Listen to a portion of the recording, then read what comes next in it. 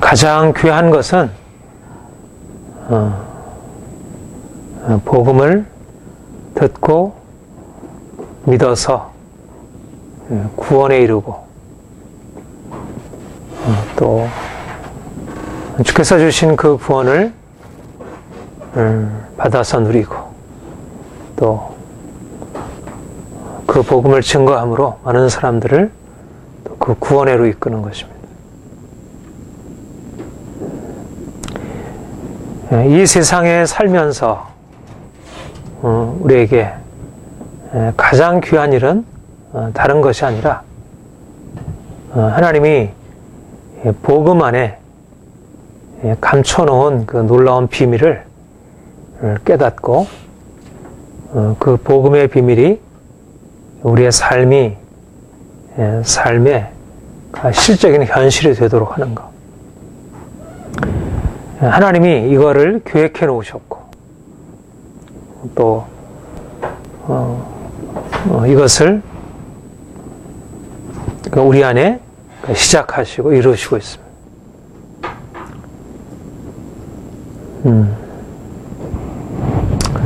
사람들이 여기저기 분주하게 이것저것을 행하고 살아가고 있지만 가장 중요한 일은 그 복음을 듣는 것, 믿는 것, 구원을 받는 것, 복음을 전하는 것. 이것이 바로 가장 귀한 일입니다. 하나님이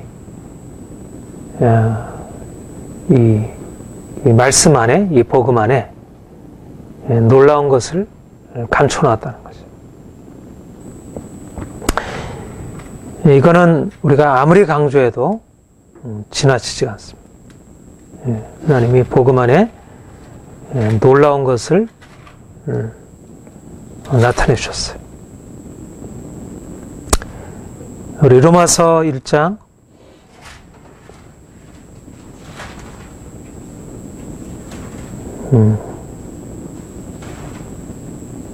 17절 16절 17절 함께 읽겠습니다. 내가 복음을 부끄러워하지 아니하노니 복음은 모든 믿는 자에게 권을 주시는 하나님의 능력이 됩니다. 첫째는 유대인이에요. 또한 헬라인에게로다. 복음에는 하나님의 의가 나타났어 믿음으로 믿음에 이르게 하나니 기록된 바 오직 이는 믿음으로 말미암아 살리라 한 것 같아. 하나님이 작정하신 것, 계획해 놓으신 것이 뭐냐면 바로 구원입니다. 구원. 모든 믿는 자에게 구원을 주신 하나님. 근데 하나님이 그 놀라운 능력의 구원, 능력으로 우리에게 나타나는 그 구원을 어디에다가 담아 놓으셨냐면 복음에는 하나님의 의가 계시된다는 것입니다. 복음 안에 하나님의 의가 계시되었고 그래서 계시된 이 복음을 깨닫고 그 안에서 하나님의 의, 우리가 하나님의 의가 뭐라고 그랬습니까? 하나님의 의가 구원이라고 했습니다. 우리가 의롭다함을 얻는 것. 하나님의 의는 하나님의 구원입니다. 근데 하나님께서 이 놀라운 생명, 영광, 기쁨, 평화,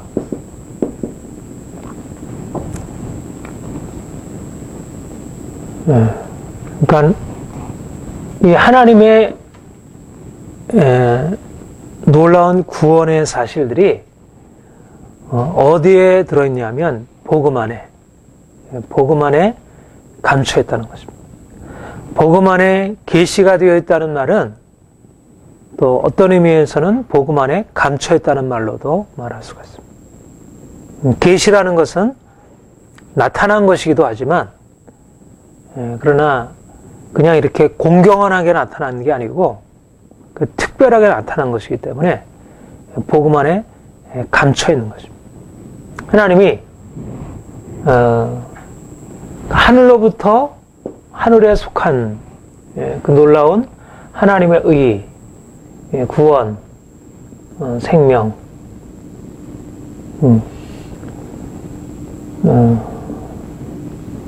그러니까 무엇을 통해서 이게 주어졌죠? 예수님의 십자가와 그 부활을 통해서 하나님이 이것들을 나타냈어요. 그리고 이것을 복음 안에 계시해 놓으셨어요. 그리고 이것을 복음을 믿음으로 받아들일 때, 믿음에서 믿음으로, 하나님의 의가 믿음에서부터 하나님의 의가 나타나고, 그리고 우리를 더 온전한 믿음으로 인도해서 더 온전한 생명으로.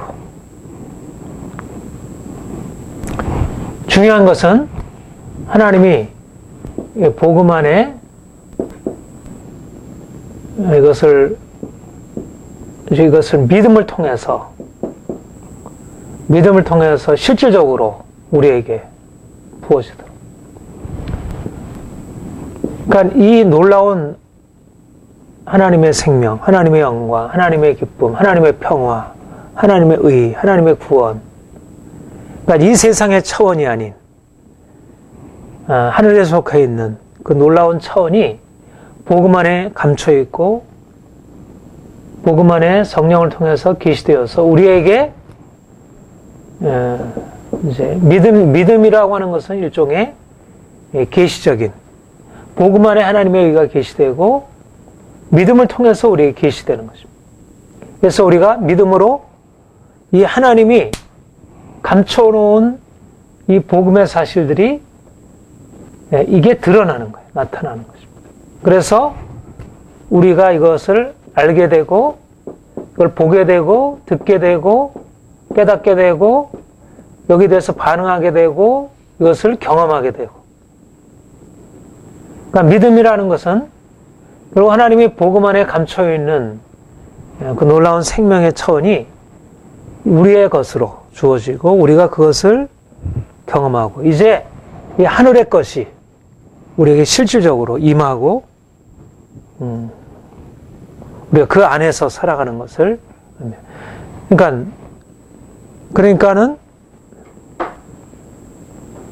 우리가 사는 것 그러니까 이걸 깨닫게 될 때 오직 믿음으로 말미암아 살리라. 산다는 게 바로 복음 안에 감춰 있는 그 생명이, 구원이, 기쁨이, 영광이. 그러니까 복음 안에 감춰 있는 것이 이제 믿음을 통해서 우리에게 알려지게 되고 그래서 실질적으로 우리 안에 이런 일들이 나타나게 되는 것입니다.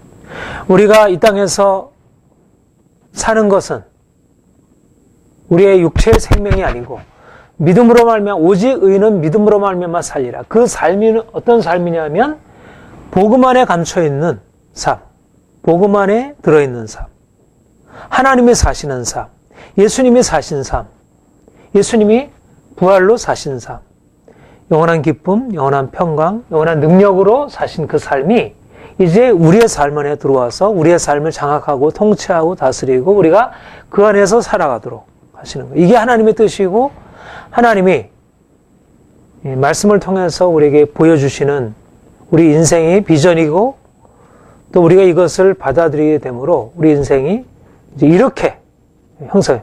이건 말하자면 이건 그림입니다. 이건 일종의 비전이에요. 우리가 어떠한 삶을 살아야 하는지 우리의 이런 인생이 있구나. 이런 삶이 있구나. 이런 놀라운 것이 있구나 하는 것을 보여주는 거예요.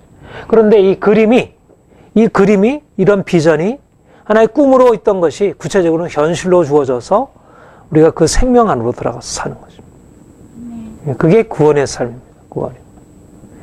복음은 모든 믿는 자에게 구원을 주시는 능력이라. 그랬을 때 복음은 복음 안에서 복음을 통해서 듣고 믿는 자에게 실제적으로 구원의 능력이 나타나는 것입니다.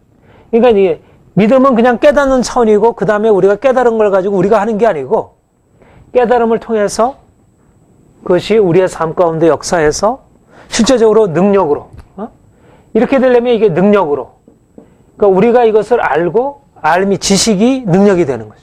지식이 힘이라고 그랬잖아요. 지식이 능력이 되어서 실제적으로 우리에게 생명을 가져오는 거예요. 불러오는 거예요. 우리가 실제적으로 우리의 생명, 우리의 삶이 결국 이 하늘에서 내려와 복음 안에 감춰있는 이 생명이 우리의 실제적인 삶에서 이게 드러나고 경험이 되는 것.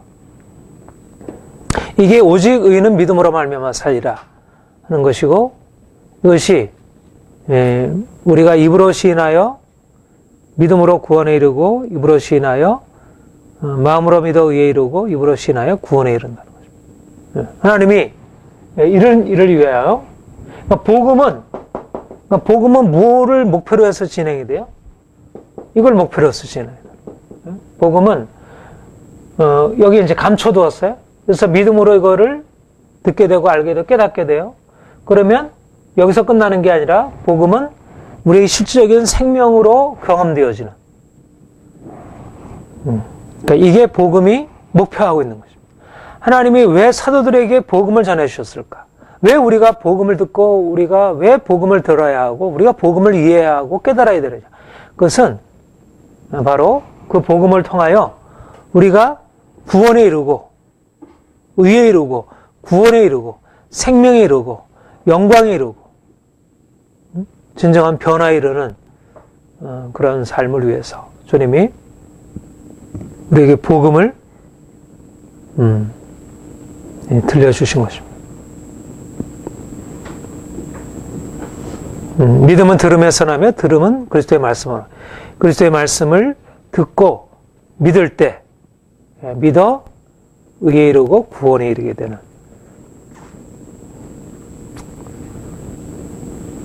아니, 인생에 있어서 가장 가치 있는 일, 가장 중요한 일, 바로 구원입니다. 구원은 우리가 죄에 빠져 있고 우리가 절망에 빠져 있기 때문에 우리가 얻어야 될 것이고, 아니 설사 우리가 우리 안에 드러나 있는 그런 문제가 없을지라도 구원이라는 것은 단순히 건져주는 차원이 아니라 이 엄청난 하나님의 생명과 영광에 동참하는 그런 차원인데, 이 엄청난 보배와 그 놀라운 축복을 우리가 정말 지향하지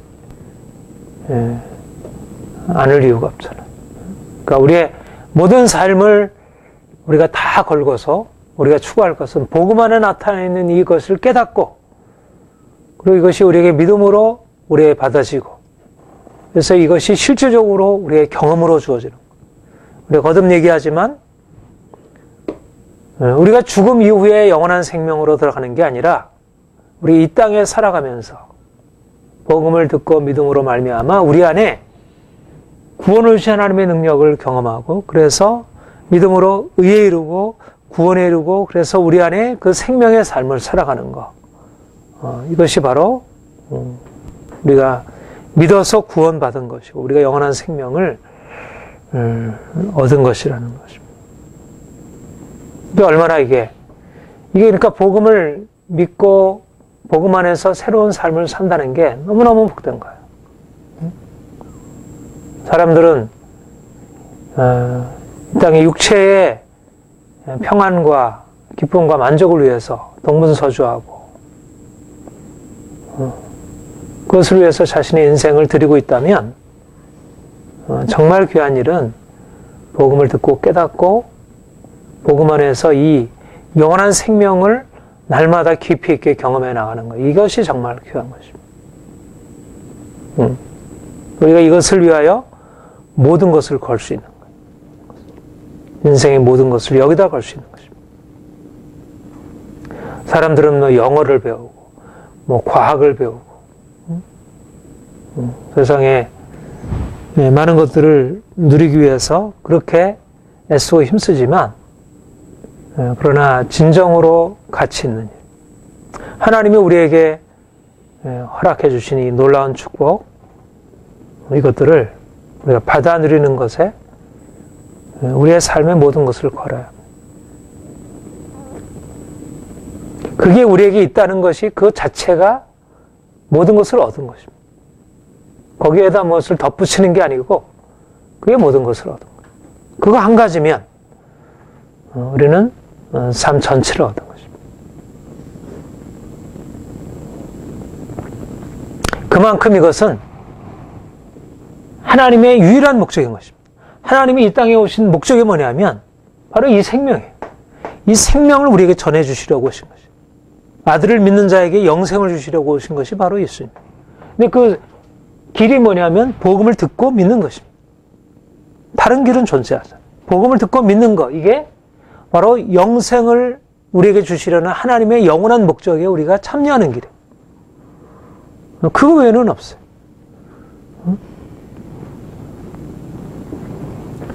그러니까 우리 얼마나 많은 그리스도인들이, 많은 성도들이 하나님의 영원한 목적과 상관없이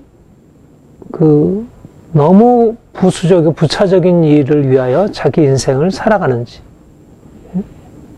정말 중요하고 가치 있는 것에 대해서 주목하지 못하고 너무 부차적인 것, 복음을 듣고 깨닫고 그 복음 안에 따라서 살고 그것을 통해서 하나님 주시는 구원, 그 영생의 축복을 누리고 살아가는 이 가장 중요한 것들은 그냥 옆에다 버려두고 너무 부차적인 것에 자기 인생을 드리고 있는 것입니다.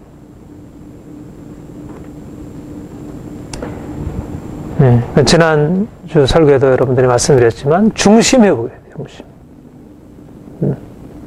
우리 인생, 보이는 이 세상의 것들이 인생의 중심이 아니고 복음을 믿고 깨닫고 그 안에서 복음 안에 감춰있는 그 보화가 우리의 삶에 나타나는 거, 이게 중심인 거예요.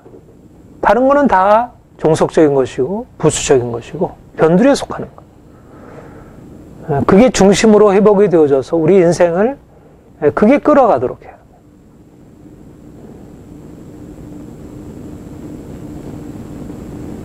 십육 절에 보면 그러나 저희가 다 복음을 순종치 아니했도다.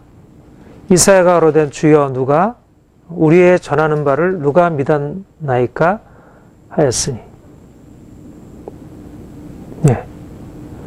하나님이 이렇게 놀라운 복음, 우리의 축복의 보고 모든 것을 다 가지고 있는 이 복음을 전해 주시고 있지만 많은 사람들이 복음에 대해서 듣지 않고 믿지 않고 순종치 아니했다는 것입니다.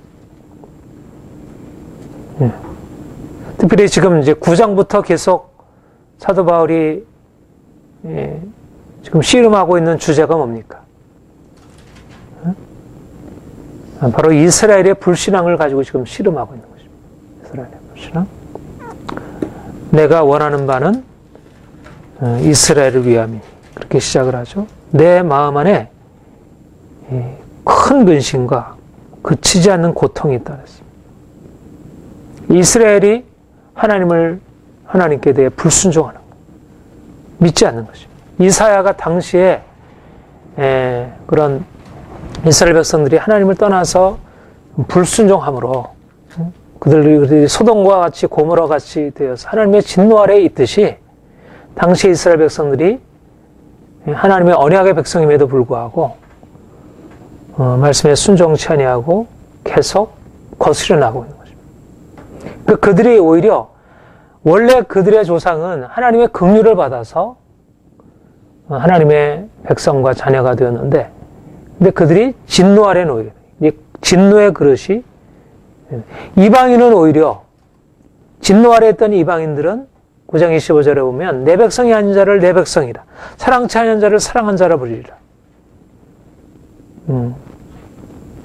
너희가 내 백성이 아니라는 곳에서 저희가 살아계신 하나님의 아들. 이방인은 오히려 백성이 아니던 그들이 백성으로, 사랑받지 못하던 그들이 사랑 안으로 들어와서 그 긍휼을 입은 바 되었는데, 이스라엘은 받을 수가 그들의 수가 모래 같을지라도 남은 자만,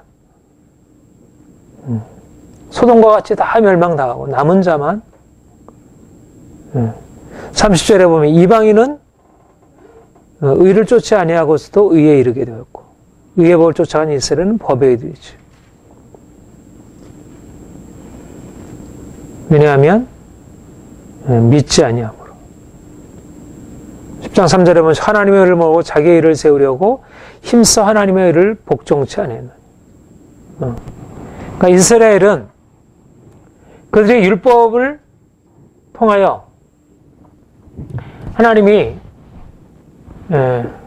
이스라엘에게 율법을 통해서 하나님의 뜻을 알려주시고 그들로 하여금 하나님을 섬기게 하셨어요.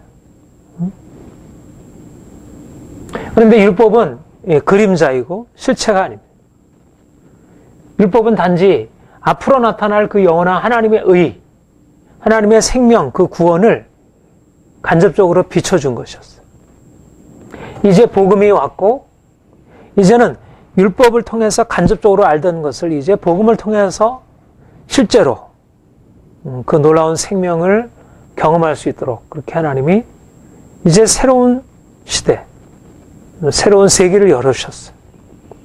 그런데 그들이 사실 율법을 제대로 깨닫지 못했기 때문에 복음도 제대로 깨닫지 못하고 율법 안에서 하나님을 제대로 믿지 않았기 때문에 그들은 복음을 통해서 계시된 예수 그리스도의 하나님, 그 놀라운 구원에 대해서 받아들이지 않았어요.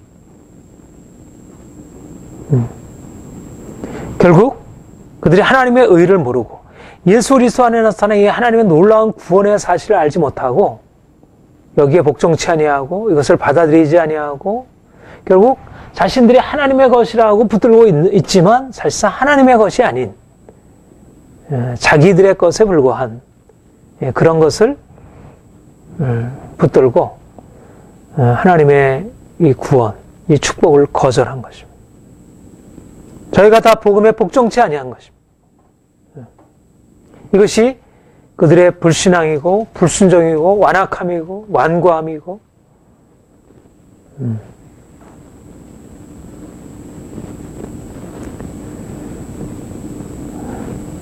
거기 뒤에 보면 그렇게 얘기를 했죠.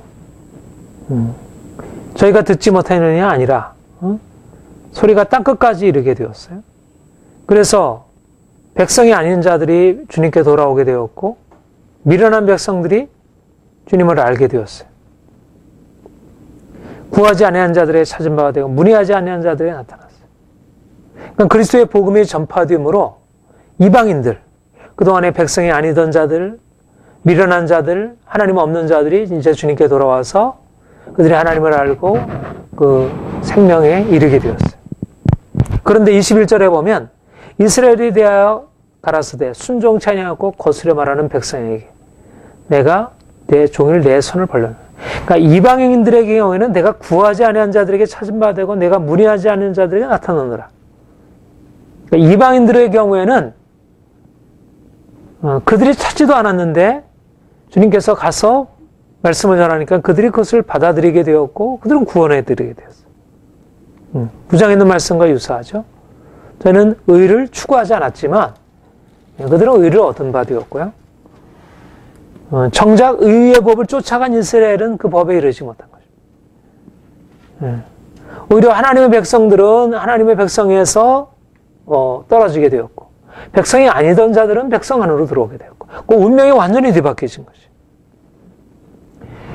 복음이 오기 전까지 율법을 자랑하고 율법을 우리는 하나님의 백성이야. 우리는 하나님의 언약 아래 있어. 우리에게는 하나님의 축복이 있을 거야.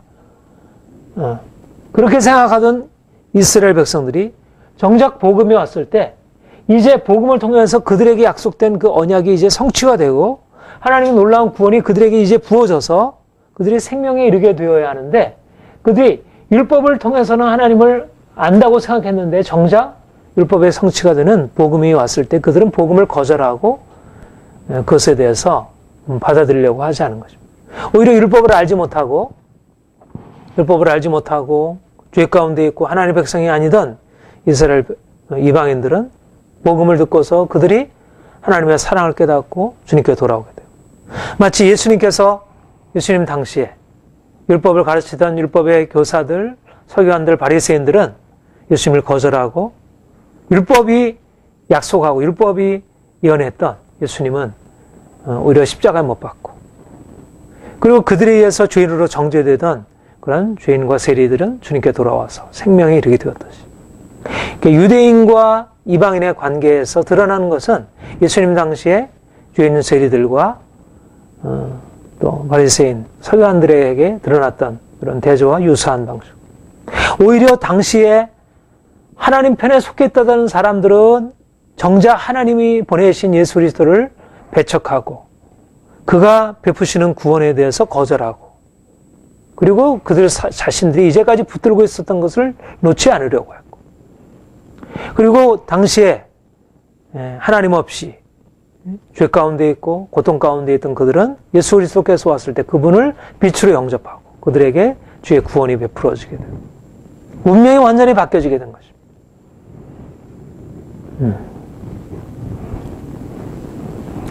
오늘도 사실상 복음이 증거될 때 이런 두 가지 반응이 일어나는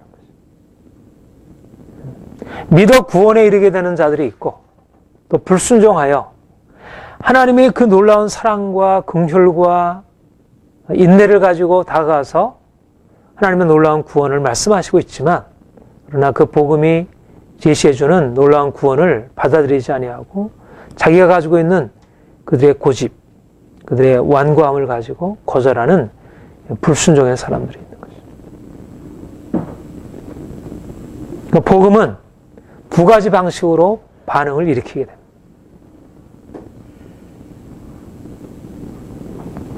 초대교회 때나 지금이나 사실은 복음은 동일하게 이런 두 가지 방식으로 반응을 일으키게 됩니다. 근데 역설적이게 사람들이 가지고 있는 상식과 사람들이 가지고 있는 이성적인 생각과 다르게 복음은 보통 정상적이고 보통 성공적인 사람들에게는 복음은 오히려 어리석은 것으로 뭔가 이렇게 자신의 삶에 크게 유익이 되지 않는 것으로 어리석은 것으로 간주가 되어서 그것은 버림받고 오히려 전혀 사회에서 그렇게 인정을 받지 못하던 사람들에게 복음이 알려지게 되고 그들에게 믿어지게 되고 그들이 복음의 주역이 된다는 것입니다. 이것이 참으로 역설적인 사실이에요. 이거는 굉장히 중요한 사실이라 그렇게 생각합니다.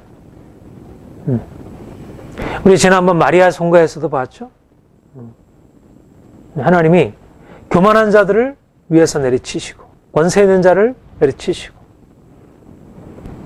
그리고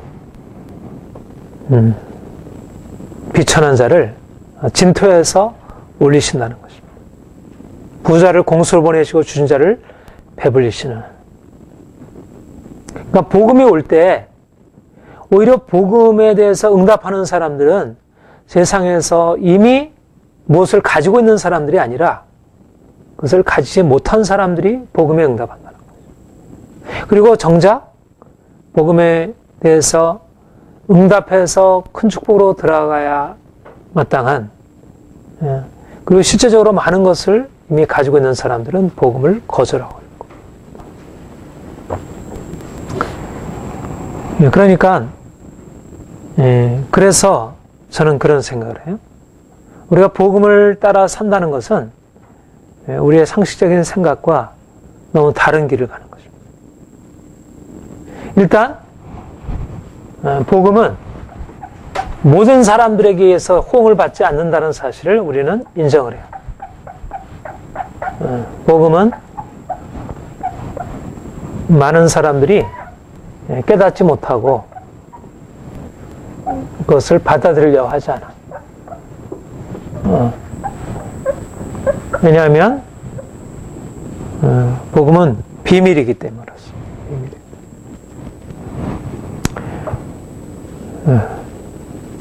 보편적이지 않아요. 보편적이지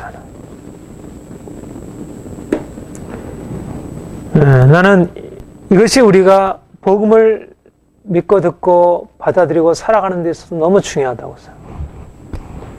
생각해요. 비밀이라는 것과 보편적이지 않다는 것. 비밀이기 때문에 보편적이지 않다는 것. 진리는 보편적이에요. 모두에게 그러나 여기서 보편적이지 않다는 것은 모든 사람들이 그거를 다 깨달아 알 수 있는 게 아니라 모든 사람들에게 다 적용되는 진리지만 그러나 깨닫지를 못해요. 그러니까 일반적이지 않아요. 우리 영어에 ordinary라는 말이 있죠. 평범한, 일상적인 그런 것이 아닙니다. 복음의 진리, 예수 그리스도의 십자가와 부활, 그의 생명, 영원한 영광에 관한 이 복음의 진리는 일상적이지 않아요. 그러니까 보통 사람들에게 알려져 있는 것이죠. 그러니까 우리가 다른 사람이 살아가는 삶의 방식에 충실하고 그것을 인생의 하나의 기본 틀로 가지고 살게 되면 복음의 사실들은 받아들여질 수가 없습니다. 왜 복음이 많은 사람들에게 깨달아지고 알려지지 않느냐면 복음은 일반적이지 않다는 것입니다.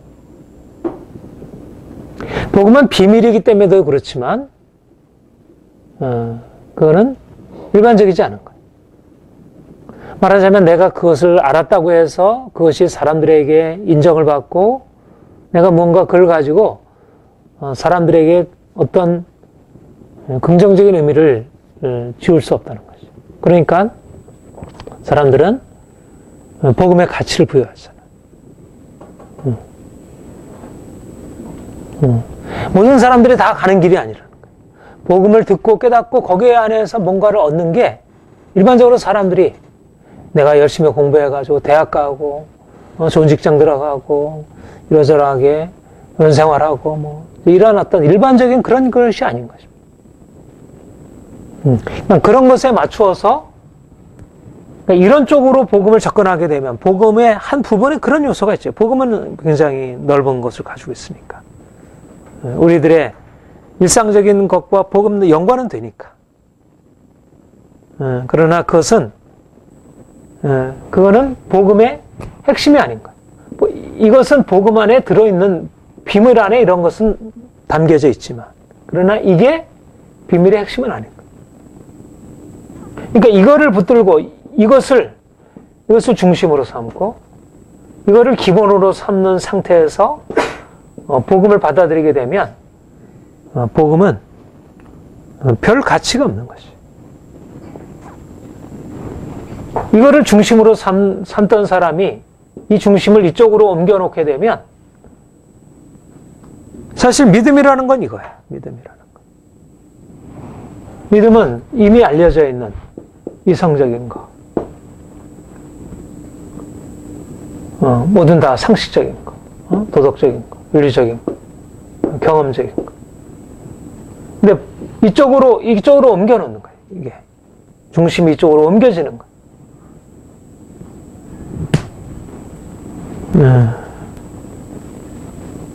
그게 복음을 순종하는 것이고 그것을 믿는 거예요.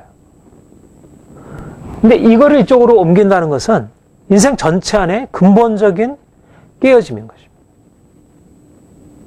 그러니까 사람들은 아니 이게 잘못된 것이라면 이걸 버릴 일이죠.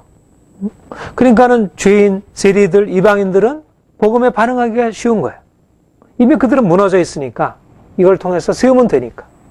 그러나 이미 이것에서 이미 충분한 자기에 대한 만족을 얻고 있고 살아가는 사람들은 굳이 이쪽으로 옮길 이유가 없는 거예요. 그러니까 복음에 와서 이건 아니다.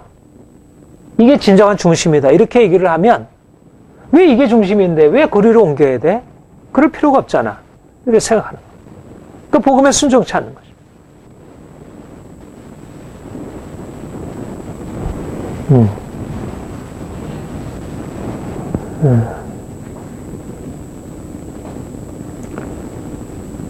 그러니까 이스라엘 백성들에게 이미 율법이라는 중심이 있어요. 근데 복음이라는 새로운 중심이 생긴 거예요. 율법에서 말하는 그 의가 아니고 복음에 말하는 새로운 의가 주어졌어요. 그러면 이거는 이제 내려두고 이제는 주님을 쫓아가야 돼. 그 주님의 말씀을 들어야 돼. 거기에 반응하고 따라가야 돼. 그런데 이제까지 경험과 이제까지 그리고 내만 경험한 게 아니라 주변 다른 사람들 다 그렇게 경험하고 있으니까 그거를 내려놓기 쉽지 않은 거죠. 그러니까 거절하는 거죠. 그러니까 우리가 결국은 복음을 믿는다는 것은, 복음을 믿고 따라간다는 것은 그러니까 이러한 보편적이고 상식적이고 일상적이고 정상적이고 여겨지는 것에서 벗어나서 그 중심에서, 이쪽으로는 새로운 중심으로 들어온 거지만 이쪽에서 보면 중심을 벗어나는 거죠. 뭔가 일탈해. 이것은 정상적인 삶으로부터 벗어나는 거죠.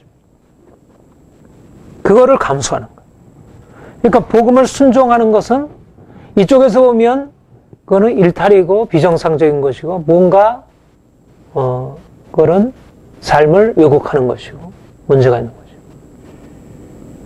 거죠. 그걸 통해서야 비로소 복음이 말하고 있는 생명의 중심에 이르는 거죠. 그러니까 믿음이라는 게 그래서 어려운 거예요. 믿음을 통해서야 비로소 영광에 이르게 되고 생명에 이르게 되는데, 믿음이라는 게 왜 어렵냐면 믿음이라는 것은 우리가 이제까지 순종해오던, 우리가 거기에 복종해오던, 우리가 믿고 의지해오던 것에서 떠나는 거예요. 복음을 순종하려면 이제까지 내가 믿고 순종하던 것을 버리는 것입니다. 이게 회개이고, 그러니까 우상을 버리는 것은 단지 우상만 버리는 게 아니라 삶 전체에 이제까지 패러다임 전체를 내가 버리는 것입니다. 그걸 바꾸는 거예요. 그러니까 복음을 믿고 순종하는 것보다 복음을 믿지 않고 순종치 않는 게 훨씬 더 쉬운 것입니다. 우리의 자연적인 본성은 복음을 믿고 순종함에 이르기를 원치 않아요. 그러니까 계속 우리가 복음의 순종함으로 들어가려고 하면 우리 안에 우리의 인간적인 육체가 계속 그것을 거부하고 막으려고 하고 그 이상으로 나아가지 못하게 하려고 합니다. 그러니까 이스라엘의 불순종, 아니 이스라엘이 한두 명이 아니고요. 이스라엘의 그 전체, 그래도 오랫동안 그 조상으로부터 내는 전통이 있고 그들에게 은혜가 있는데 어떻게 그들이 그렇게 다 복음을 떠나게 되었을까? 그들이 복음을, 율법을 그렇게 잘 아는 상태인데 일반적으로 생각할 때 어떻게 유대로부터 나온 그 복음이 어떻게 유대인들로부터 하나도 호응을 받지 못했을까? 뭐 하나도는 아니었지만 물론 복음의 증인들은 다 유대인 사역자들이 많았지만, 그러나 얼마 지나지 않아서 유대로 가는 문은 막혀버리고 이방인들만이 복음 안으로 들어갔어요. 물론 여기 하나님의 계획이 뭐 이제 10장 11장 그런 계획을 말씀하고 하나님의 계획이 있는 것이지만, 그러나 그만큼 복음이 비밀이고 일반적으로 생각하는 그 보편성을 가지고 있지 않다는 거죠. 그러니까 우리가 보통 진리는 보편적이고 객관적이어야 한다 그렇게 얘기하잖아요. 진리가 진리인 것은 보편적이고 객관적이어야지, 주관적인 나만 옳다고 생각하는 것은 내가 뭐 꿈에 뭐 이런 걸 봤고 뭐 내가 환상 중인 걸 봤고 이거는 진리를 할 수 없다 그러잖아요. 보편적이고 객관적이 되잖아요. 진리의 굉장히 중요한 기준이죠. 보편성이냐 객관적이냐. 그러나 보통 말하고 있는 이 보편성과 객관성을 가지고 복음의 비밀을 측정하려고 하면 복음의 비밀은 진리가 아닌 것으로 드러나는 거죠. 그래서 오늘날 그래서 복음이 박대를 받는 거예요. 사람들로부터. 사람들이 가지고 있는 보편성과 객관성의 기준에 충실하려고 하니까 복음이 가지고 있는 사람들에게 이해가 될 수 없고 사람이 받아줄 수 없고 오히려 사람들이 가지고 있는 상식을 무너뜨리는 이 복음의 사실들이 사람들에게 어리석은 것으로 치부되고 그래서 그 안으로 들어오질 않아요.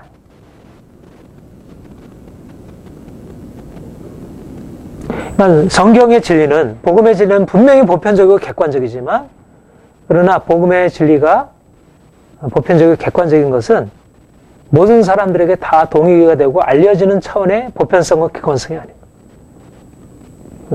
요즘에 과학적인 진리를 그렇게, 과학적인 진리를 모델로 해서 신앙의 진리도 그렇게 판단하게 되면 신앙은 주관적이고 과학은 객관적이고 보편적이고 이렇게 생각을 해요. 그러나 하나님은 이러한 우리가 가지고 있는 보편적이고 객관적인 것을 내려놓게 하시고 이제는 복음의 비밀 안으로 들어오기를 초대하시고 우리가 겸손한 마음으로 우리가 이해하지 못하고 알지 못하는 것을 받아들임으로 그 안에서 우리가 이제까지 이해하지 못하던 그 생명, 하나님의 생명의 차원을 경험하고 그리고 그것을 통해서 새로운 차원의 삶을 살아가도록 하시는 것입니다. 아무튼 중요한 것은 복음이 모든 사람들에게 다 알려지고 깨달아지고 모든 사람들이 호응하고 거기에 긍정적인 반응을 일으키지 않는다는 것. 예수님도 이 땅에 오셨을 때 그러하셨고 사도 바울이 베드로가 모든 사도들이 복음을 전했을 때 가장 높은 진리, 세상에 철학의 진리도 있고 예술의 진리도 있고 과학의 진리도 있고 그리고 정치의 진리도 있고 삶의 놀라운 진리들이 많이 있지만 가장 놀라운 진리, 가장 높은 진리를 가르쳤을 때 사람들은 오히려 그 높은 진리를 오히려 비진리라고 생각하고 배척하고 그것을 부정하고 그것도 이게 무식한 사람들, 세상에서 비천한 사람들이 그렇게 하는 게 아니고 중심에 있던 사람들이 복음을 그렇게 바라봤고 그렇게 접대했다는 거죠. 그리고 그들이 복음을 받아들였을 때는 오히려 복음은 그때부터는 힘을 잃어버리게 돼요. 그러니까 항상 복음은 원래 이 주류의 질서와 잘 어울리질 않았던 거죠. 복음은 원래 주류의 질서 속에 있던 사람들은 거절되었고 그 다음에 복음이 그들에게 받아지고 나면 복음은 본래적인 그 생명을 잃어버린 채 세상 세속적인 진리가 되어버렸고 중세 기독교가 그러하고 오늘날의 기독교가 그러하고 오늘날 기독교가 보편적이 되었잖아요. 그러나 더 이상 기독교는 생명을 가지고 있지 못한 거죠. 기독교는 복음은 언제 복음이냐면 믿지 않은 자들이 있고 순종치 않은 자들이 있고 복음은 원래 그런 대접을 받을 때 복음이라는 거죠. 복음이 모든 사람들에게 영접되고 모든 사람들에게 받아질 때는 복음이 아니라는 거죠. 오히려. 그러니까 사람들이 생각할 때 복음은 모든 사람들이 믿어져야 한다. 그러나 성경은 모든 사람들이 믿어져야 한다 그렇게 말하지 않는 것입니다. 저희가 다 복음을 순종치 않아도 어떤 사람은 복음을 듣고 순종하여 구원에 이르고 어떤 사람은 불순종하여 멸망에 이르고 이게 초대교회도 그러하고 종교개혁 당시도 그러하고 지금도 그러하고 그러니까 오히려 복음이 많은 사람들에게 받아질 때는 오히려 그것은 복음인지 아닌지가 의심되는 것입니다. 오히려 복음이 오히려 배척을 받을 때 오히려 복음이 그 본래적인 것을 나타낼 때가 많았던 것이죠. 예수님이 그러하고 사도 바울이 그러하고 루터가 그러하고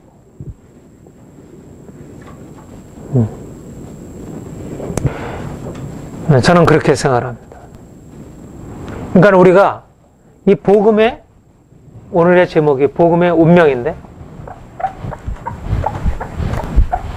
복음의 운명은 세상으로부터 영접받는 게 복음의 운명이 아니고 세상으로부터 배척을 받는 게 복음의 운명이라는 거예요. 예수님의 운명이 그랬잖아요. 예수님의 운명은 세상으로부터 배척을 받는 게 운명이었어요. 예수님의 십자가가 그의 운명이었어요. 복음은 본래 십자가의 운명을 태어난 것입니다. 배척을 받도록 그렇게 태어난 것입니다. 복음은 기쁜 소식이에요. 사람들을 살리는 소식이에요. 예수님은 살리기 위해서 오신 분이에요. 그러나 살리기 위해서 오신 분이지만 사람들이 오늘날 과학이 사람들의 영접을 받고 경제가 사람들의 영접을 받고 오늘날의 문명 문화가 사람들의 영접을 받듯이 그렇게 영접받을 운명을 가지고 태어난 게 아니에요. 세상에 육체의 생명을 주는 과학이나 세상의 정치는 사람들에게 영접을 받고 긍정적인 반응을 받도록 그런 운명으로 세상에 태어나서 그 가치를 다하지만, 그러나 예수님의 운명, 복음의 운명은 그렇지 않은 것입니다. 예. 우리 잘 아는 바, 우리 고린도전서 1장 22절, 23절, 24절. 우리 같이 읽겠습니다. 유대인은 표적을 구하고 헬라인은 죄를 찾으나 우리는 십자가 못 박힌 그리스도를 전하니 너네에게는 거리끼는 것이요 이방인은 미련한 것이오되 오직 부르심을 입은 자들에게는 유대인이나 헬라인이나 그래서 하나님의 능력이 하나니. 유대인, 헬라인, 그들의 당시에 이 세상에서 주류에 속하는, 유대인은 유대인 나름대로의 주류에 속하는 자들이고, 종교적 세계에서 헬라인은 헬라인 나름대로 주류에 속하는 자들. 그들이 구하는 것은 복음이 아닌 것입니다. 그들은 표적을 구하고 지혜를 찾는 거죠. 그리고 복음이 오면 그들은 그것에 대해서 환영합니다. 나의 생명이 여기 왔군요. 내가 이제는 생명을 얻게 되었군요. 내가 당신을 환영합니다. 이렇게 받아들이는 게 아니고 거리낌으로, 미련함으로 받아들인다. 이게 복음의 운명인 거예요. 복음의 운명을 가지고 복음 전하는 자가 살아가는 것입니다. 우리가 이 세상에 살아가는 삶의 의미는 복음이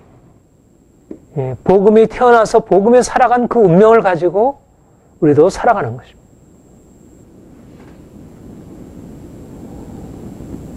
우리가 전하는 말을 누가 믿었나이까? 이사야가 그렇고, 에레미야가 그렇고, 에스겔이 그렇고, 다니엘이 그렇고, 하나님의 사람들이 하나님의 말씀을 증거하고 하나님의 말씀을 따라 산다고 했을 때 그것이 사람들에게 이것은 생명을 주는 것이죠. 하나님을 가르쳐주고 그들에게 영생을, 진정한 기쁨과 축복을 얻는 길을 가르쳐주는 것이지만, 사람들은 거기에 대해서 그걸 기꺼이 받아들이려 하기보다 그것을 거절하고 반대하고 비박하고,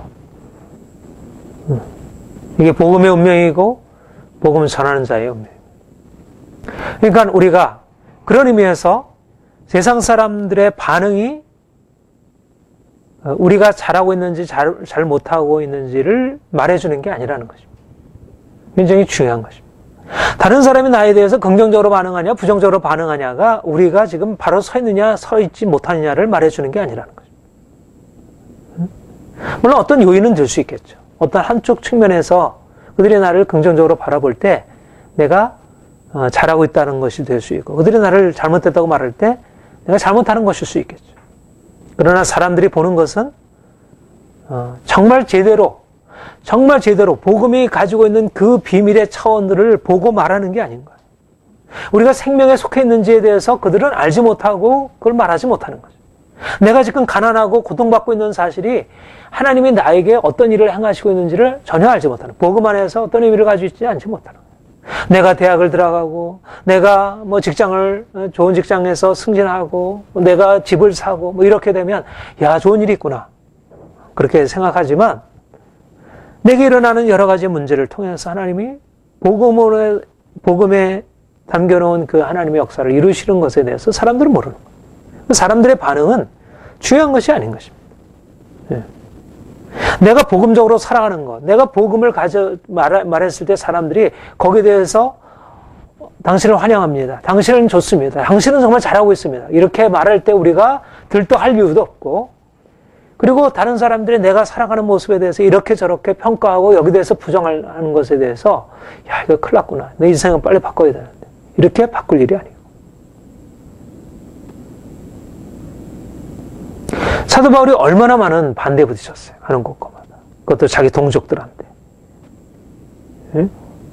수많은 적대자들을 둘러싸여서 산 것입니다. 하는 곳마다.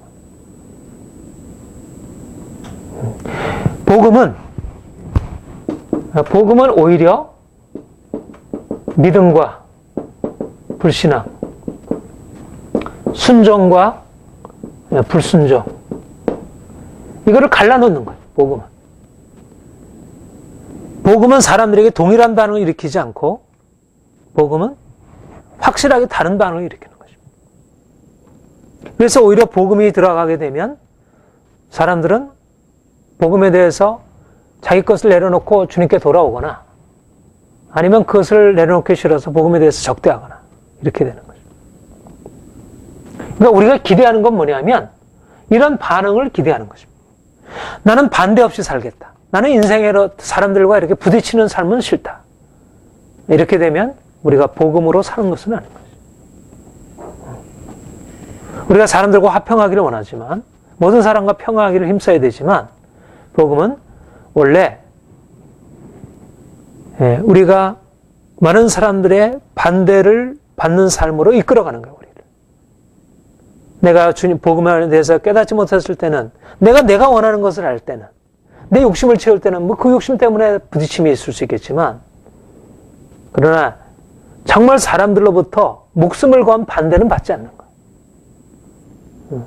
왜냐하면 내가 그들로부터 떨어지면 되니까. 그들이 나를 그냥 밀어내면 되니까. 근데 복음은 사람들의 삶의 전체를 기초부터 흔드는 것입니다. 그러니까 복음은 들어가면 사람들이 위협을 받는 거예요. 그러니까 거기에 대해서 반대를 하는 거죠. 그러니까 적이 생기는 거예요. 그러니까 우리가 복음을 따라 살게 되면 복음에 대해서 우리가 열정적으로 응답해 나가면 나갈수록 빛과 어둠이 이거 복음은 빛이지만 복음은 빛이지만 복음의 빛을 받아들이는 거기 안에는 생명을 가져오고 복음은 이들에게 죽음을 가져오는 것입니다. 거꾸로 생명을 가져오고 이들은 죽음을 가져. 그러니까 복음은 사람들에게 오히려 긍정적이지 않고 부정적인 것입니다. 부정적. 많은 경우. 사실 우리도 그렇잖아요. 우리가 복음을 듣고 복음에 반응하려면 우리의 이 부정적인 것이 드러나고 부정적인 것이 깨어지는 이 아픔을 치료해야 되잖아요. 그 과정을 겪어가면서 우리가 복음의 진정한 의미 안으로 들어가죠. 그것이 힘든 만큼 우리가 복음이 우리에게 정말 이게 귀한 것이구나. 그걸 깨달으면서도 복음이 있다면 쉽지 않구나.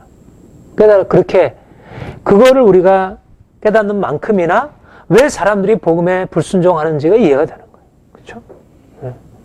내가 복음 안에서 깨닫고 이렇게 나아가니까 하나님이 나에게 은혜 주셔서 이것을 이렇게 이 정도까지 되지만 그러나 실상 복음의 빛이 우리 인생 전체를 내가 이거를 불신앙, 내게 큰 문제가 있어. 이렇게 생각한다면 여기 대해서 벗어나려고 복음 받아들이겠지. 그러나 이 불순종이라는 것 자체가 내가 그 스스로 그렇게 생각을 하는 거야. 나는 괜찮은 삶이라고 생각해. 근데 빛이 비춰오면 이게 불신앙, 불순종, 이게 어둠이라는 걸 드러내는 거야. 그러니까 어둠이 어둠으로 드러나니까 빛을 대적하는 거죠. 그들이 완고하게 빛을 거절하고 자기 어둠 가운데 머물려는 거예요. 그러니까 우리 자신이 결국 우리가 이러한 우리 자신 안에 있는 불신앙과 우리 안에 있는 오랜 뿌리를 깨뜨리는 이 복음의 빛 가운데 우리 자신을 내어드리고 거기에 철저하게 내가 내 자신을 맡기고 그 안에서 새로운 이걸 통해서 이 죽음을 통해서 이쪽으로 옮겨지는 이제 이런 은혜가 있고 그리고 우리가 이제 또 그래서 우리가 이제 믿고 순종함으로 얻은 구원 가지고 또 다른 사람에게 복음을 전하면 동일하게 그 반응이 일어나는 거죠. 사람들은 복음에 대해서 기꺼이 반응하는 것과 함께 반대하고 거기에 대해서 저항하고 그것을 어떻게든지 막으려고 하는 이 빛을 막으려 해서 어두운 가운데 그냥 머물려고 하는 그런 강한 반대에 부딪히는 것입니다. 그러니까 우리가 결국은 우리 지금 로마서 지금 이 본문은 사도 바울이 복음을 전하는 자로서 특별히 이방인 선교사로서 또 유대인들의 반대에 부딪히면서 그가 가지고 있는 이 자기의 정말 아주 현실적인 문제를 가지고 다루는 것입니다. 복음을 순종치 않은 자들에 의해서 계속적으로 공격을 받고 있는 거예요. 그래서 공격을 받고 있는 거예요. 이걸 어떻게 해석을 할 수 있을까? 결국 아주 중요한 신화죠. 어떻게 내가 이 복음의 이 기쁜 소식을 전하는데 이 아름다운 소식을 전하는 발이요. 이 기쁜 소식을 전하는데 왜 사람들이 이걸 복음을 순종치 않은가? 근데 그게 이상한 것이 아니고 이미 구약에도 예언된 바이고 이미 하나님의 정하심이 그렇다는 것입니다. 하나님께서 그렇게 행하셨고 원래 이 복음 자체가 가지고 있는 이 운명이 복음 자체가 가지고 있는 사람들이 미치는 영향이 그럴 수밖에 없다는 거예요. 결국 복음에 말하는 것은 우리를 죽음으로 인도하는 것인데 사람들이 죽음을 원치 않는 거죠. 그 빛을 원치 않는 거예요. 그게 나를 살리는 것이면 마치 내가 따뜻한 빛은 좋지만 나를 태우는 빛은 원치 않잖아. 근데 복음은 일종의 자기를 죽이는 태우는 빛과 같은 거예요. 이거 원치 않는 거죠.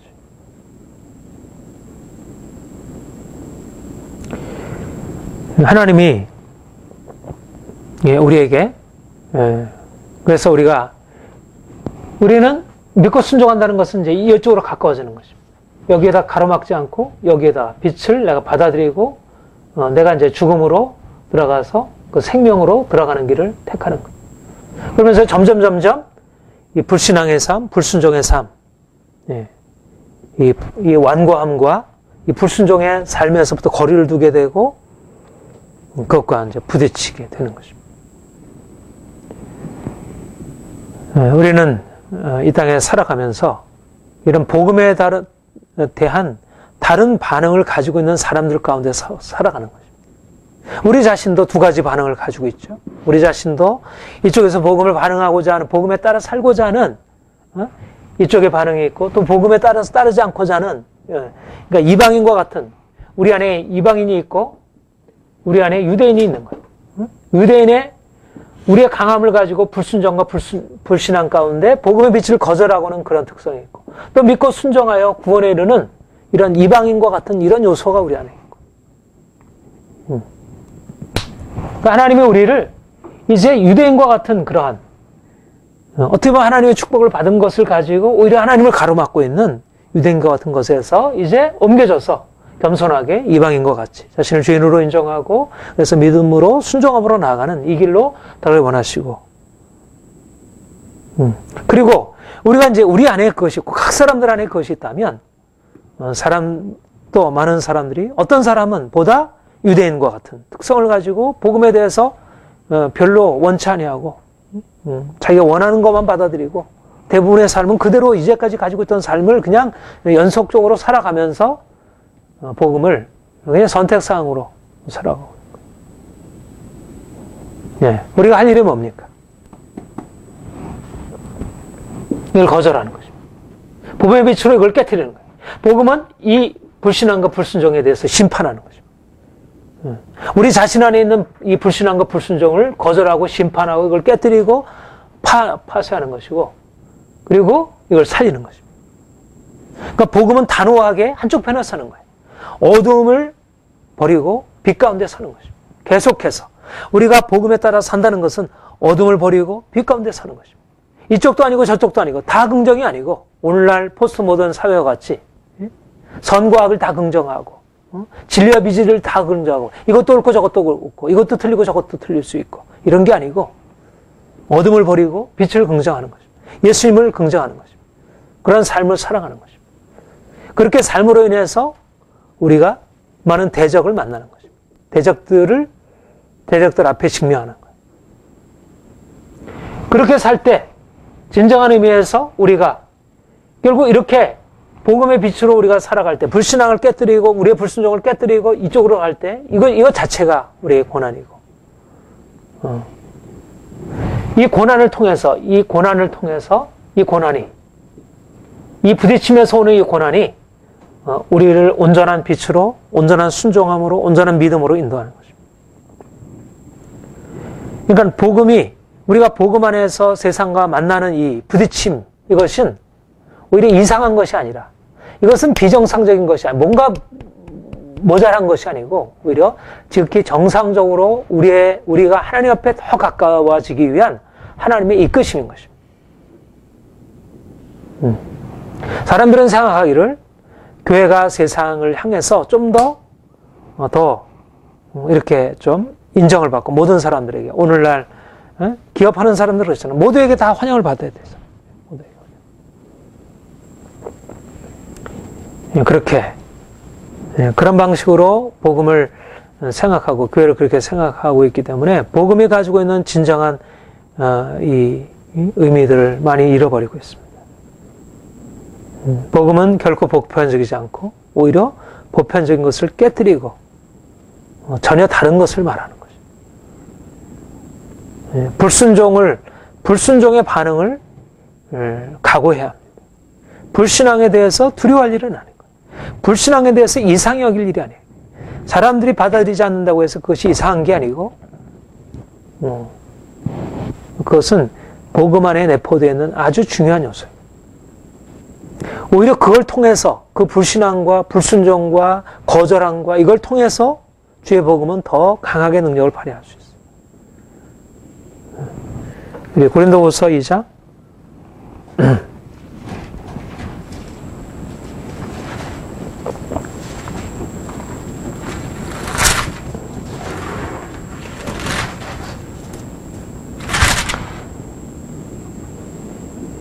15절, 16절. 우리는 구원 얻는 자들에게나 망하는 자들에게나 하나님 앞에서 그리스도의 향기.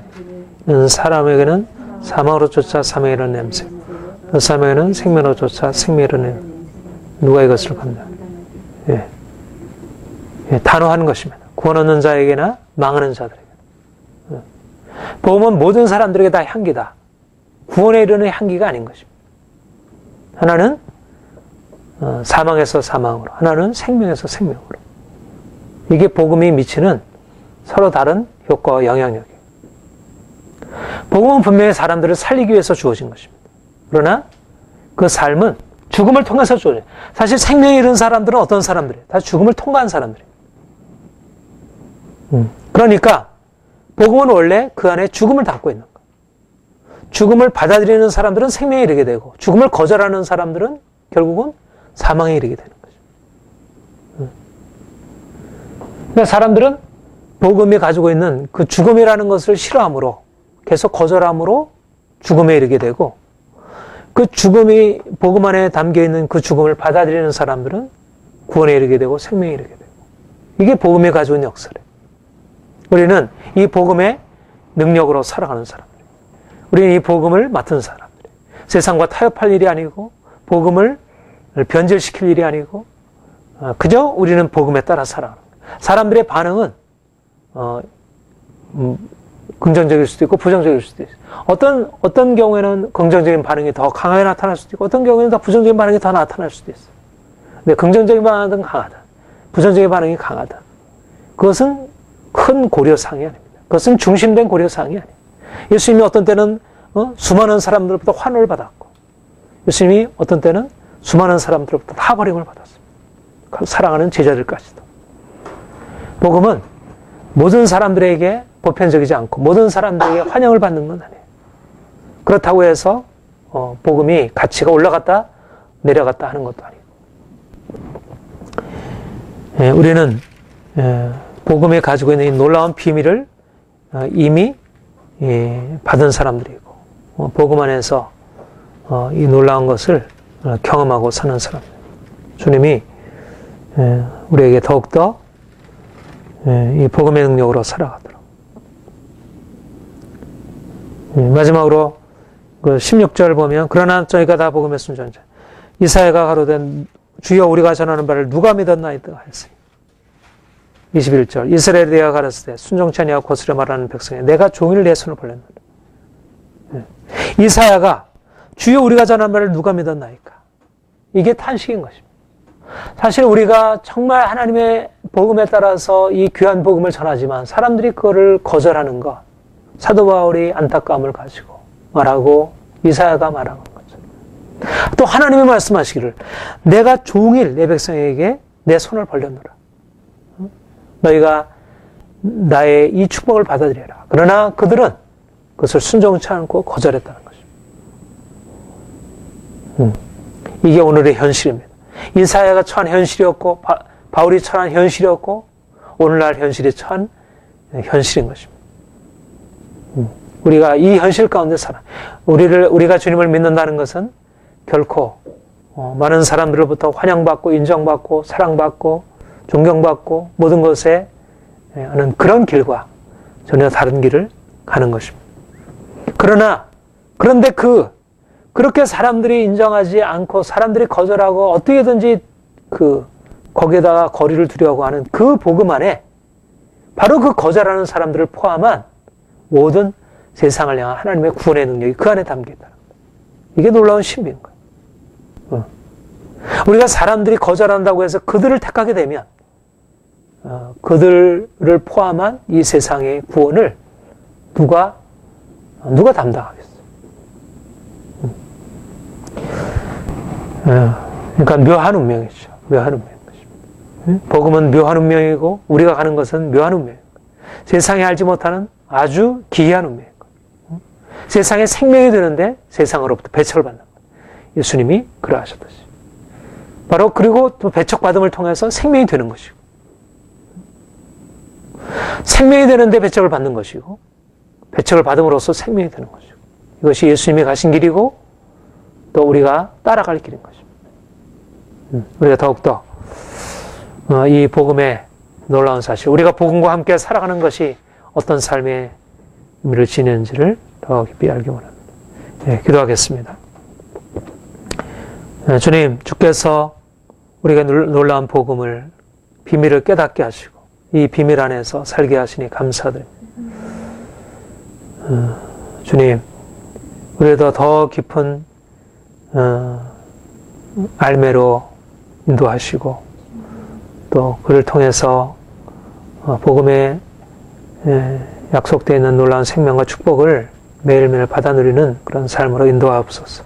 그런 사람들이 복음을 듣고도 거기에 대해서 믿지 않고 순종치 않고 세상의 길로 나가고 있습니다. 주님, 이들의 불신앙과 불순종에 대하여 하나님이 뭐라 말씀하시는지 우리로 듣게 하시고 또 거기에 대한 우리의 인간적인 반응과 우리의 인간적인 모든 애씀들을 내려놓고 오직 주께서 우리에게 말씀하시는 것에 순종하며 따라가게 하옵소서. 하나님, 결코 주께서 우리에게 명하시지 않은 것들을 하지 않게 하시고 우리로 하여금 더 온전하게 주님이 우리에게 말씀하시는 대로 순종함으로 이 땅에 주의 복음이 더욱더 편만하게 전파되어지고 또 주께서 예비한 주를 사랑하는 자들, 기뻐하는 자들이 주께 돌아와 생명 얻고 변화받는 그런 일을 허락하여 주옵소서. 주님께서 행하실 것을 믿습니다. 감사합니다. 예수님의 이름으로 기도합니다. 네.